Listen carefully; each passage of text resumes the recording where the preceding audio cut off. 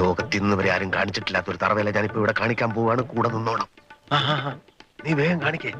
എന്നാ കണ്ടോ, ഈ ക്ഷേമ പെൻഷൻ കുടിശ്ശികയായി എന്നുള്ള കാര്യം കഴിഞ്ഞ 1.5 വർഷമായിട്ട് നമ്മൾ ചർച്ച ചെയ്യുന്നതാണ്. അതുകൊണ്ട് ഇപ്പൊ എന്താ?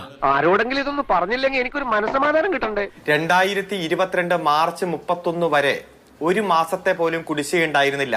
കൃത്യമായി ഓരോ മാസവും പെൻഷൻ വീട്ടിലെത്തിച്ചു കൊടുത്തിരുന്നു. എന്താ വിശ്വാസമാവുന്നില്ലേ? ഇവൻ പറയുന്നത് വിശ്വസിക്കരുത്. ഇവൻ ഭക്ഷണം കഴിക്കാനും കള്ളം പറയാനും മാത്രമാണ് വാ തുറക്കുന്നത്. റൂൾ 300 പ്രകാരം കേരളത്തിന്റെ നിയമസഭയിൽ കേരളത്തിന്റെ മുഖ്യമന്ത്രി നടത്തിയ പ്രസ്താവനയിൽ പറഞ്ഞു, കുടിശ്ശിക ഞങ്ങൾ കൃത്യമായി വിതരണം ചെയ്യും. വെറും വാഗ്ദാനം കിട്ടുകയില്ല. അതുകൂടെ മനസ്സിലായില്ലേ? ഇതാണ് ഇവിടുത്തെ വ്യവസ്ഥിതി. We are living in a very cruel society. കോൺഗ്രസിന്റെ കാലത്ത് വെറും 100 രൂപ മാത്രമാണ് വർദ്ധിപ്പിച്ചത്. ബാക്കി 1500 രൂപയും പെൻഷൻ വർദ്ധിപ്പിച്ചത് LDF സർക്കാരാണ്. ഈ ഫാക്ട് തെളിയിക്കാൻ അങ്ങേക്ക് കഴിയുമെങ്കിൽ അങ്ങ് പറയുന്നത് ചെയ്ത് ഈ ചർച്ചയിൽ നിന്ന് ഞാൻ പോകാം. കുറെ നാളായി ഇത് തുടങ്ങിയിട്ട്. ഇന്നെനിക്ക് രണ്ടിലൊന്നറിയണം. തുടങ്ങിയിട്ടുള്ളൂ. ഞാൻ വേണ്ടെന്ന് വെച്ചിരുന്നതാ. A few moments later. ഒരു സെക്കൻഡ് ഒന്ന് വഴങ്ങുമോ അരുൺകുമാർ? ഈ 18 മാസത്തെ കുടിശ്ശിക, ഇപ്പോ താങ്കൾ പറഞ്ഞു ഒരു മാസത്തെ കുടിശ്ശിക തീർക്കാനായി 1000 കോടി നീക്കി വെച്ചിട്ടുണ്ടെന്ന്. ആര് പറഞ്ഞു? എപ്പ പറഞ്ഞു? ഞാൻ പറഞ്ഞിട്ടില്ല. നീ കിടന്ന് ഉരുളൊന്നും വേണ്ട. ഇക്കാര്യമേ എനിക്ക് നല്ല ഓർമ്മയുണ്ട്. 18 മാസത്തെ കുടിശ്ശിക തീർക്കാനായിട്ട് എത്ര കോടി രൂപ ഈ സർക്കാർ ചെലവഴിച്ചു?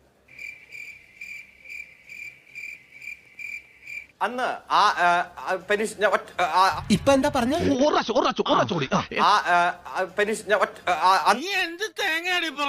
എനിക്കൊന്നും മനസ്സിലാവുന്നില്ലല്ലോ. നന്നായിട്ട് അറിയായിരുന്നു ഈ ചോദ്യം തൊണ്ടേ കയറി കുരുങ്ങി. അത് വിട്, ഞാൻ അർത്ഥം പറഞ്ഞുതരാം. അപ്പൊ ഈ പെൻഷനുമായി ബന്ധപ്പെട്ടുകൊണ്ട് UDF ചെലവഴിച്ചതിന്റെ 4 ഇരട്ടി ഒന്നാം പിണറായി സർക്കാർ തന്നെ വിതരണം ചെയ്തിട്ടുണ്ട്. ഈ അറിവ് എവിടുന്ന് കിട്ടി? പത്രത്തിൽ നിന്ന് അടിച്ചു മാറ്റിയതാ. ഇങ്ങനെ ഒരു കള്ളൻ കുറെ നുണ പറയാനും നീയൊക്കെ അത് കേട്ട് വായും പൊളിച്ച് നിൽക്കാൻ. ശ്രീ അരുൺകുമാറിന്റെ വാദങ്ങളൊക്കെ പൊളിഞ്ഞടുങ്ങിയത് ഇപ്പോൾ താങ്കൾ തന്നെ കണ്ടതാണ്. കാരണം അദ്ദേഹം പറഞ്ഞത് എത്രമാത്രം പച്ച നുണയാണ് എന്നുള്ളത് വസ്തുതാപരമായി നിങ്ങൾ തന്നെ ഇപ്പോൾ പറഞ്ഞു കഴിഞ്ഞു. ഒരു കയ്യബദ്ധം നാറ്റിക്കരുത്.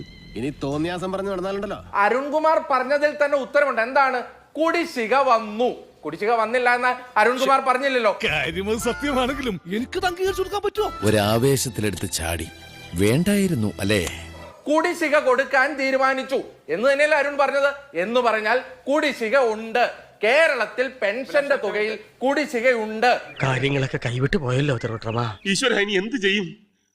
ആലോചിച്ചിട്ട് ഒരു എത്തും പിടിയും കിട്ടുന്നില്ല. ഇവിടെ കുടിശ്ശികയായിട്ട് നിൽക്കുമ്പോ ശ്രീ അഭിലാഷ്, 4ാം വാർഷികം